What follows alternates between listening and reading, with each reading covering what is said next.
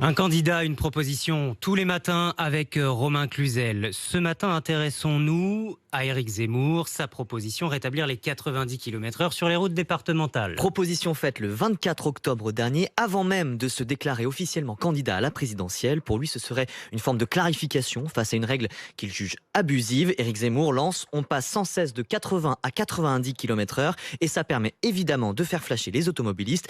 Pour lui, l'automobiliste est une vache à lait et on est dur avec lui. C'est un discours qu'on entend d'habitude chez les associations de défense des automobilistes et un sens inverse des politiques de sécurité routière depuis plusieurs décennies. En fait, Éric Zemmour cherche à flatter non seulement les fameux 40 millions d'automobilistes, mais surtout l'électorat populaire qui lui échappe, une partie de la population qui utilise beaucoup la voiture et qui vote massivement Marine Le Pen. C'est l'analyse du politologue spécialiste de l'extrême droite Jean-Yves Camus. Avec ses références historiques et littéraires, Éric Zemmour a un électorat doté d'un certain capital économique et culturel. Il a la nécessité absolue d'élargir le spectre, conclut le chercheur. Et d'ailleurs, c'est pas la seule proposition qu'il fait pour les automobilistes. Le candidat propose aussi de supprimer les limitations de vitesse sur les autoroutes, une règle inutile selon lui parce que ce sont les routes les plus sûres, citant l'exemple de l'Allemagne. Enfin, Éric Zemmour veut aussi supprimer le permis à points. Il dénonce un racket organisé par l'État en référence au stage de récupération de points qui coûte en moyenne 200 € par personne selon le ministère de l'Intérieur.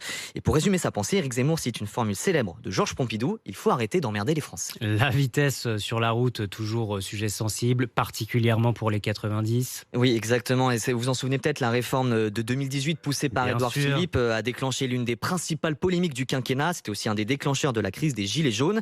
Au départ, 400 000 km de route étaient concernés par la limitation à 80 km/h.